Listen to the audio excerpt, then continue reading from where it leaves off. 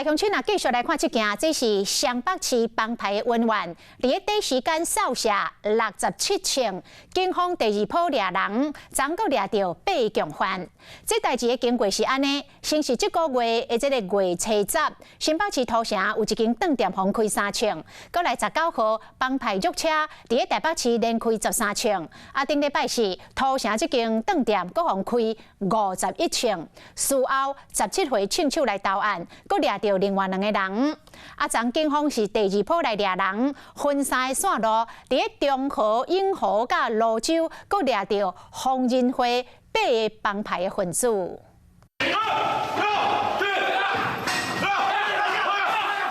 真侪警察拢问未来到黄仁辉枪击案共犯厝内，啊因全部被当叮当。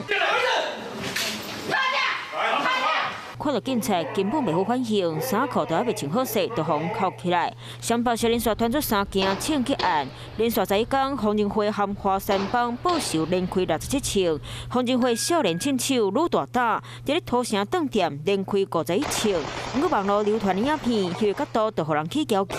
警察嘛看监视器，搁掠到黄仁辉6个人。调阅相关的监视器，深入的追查，的确发现是共犯在现场所摄入。那昨天的行动里面，也把这个涉入的嫌犯逮捕到案。亲手20号伫咧饭店开枪进前，19号暗时9点半，涉案嫌犯先去提枪了后，11点50分，再过伊铁片厝抗枪，互少年仔提枪。啊，让黄仁辉规划这件枪案，首先由角头经起来发口号，再过由涉案嫌犯抗枪互少年仔，涉案嫌犯负责拍影片现场监控，剩的4个人负责规划这个案件，除了经其逃走出境，剩的拢互抓起来。主要的干部，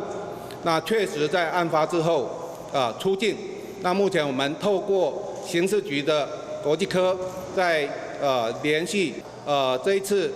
竹联帮红人会跟这个巨星当铺之间确实有金钱债务上面的一个纠纷。警察亲自追查，发现敢若和黄仁辉细汉的担任车手17岁阿翔，因为欠华山帮当场钱，敢若有250万才扣分。嘛传出黄仁辉三重埔泸州角头台湾到日本的番外大夫是枪案的幕后中间人。警察强调无任何相关证据证实，一摆警察搁掠到黄仁辉6个人，和华山帮涉嫌伫咧经鱼车底到 GPS 的2共犯，因能够继续追查出幕后黑手。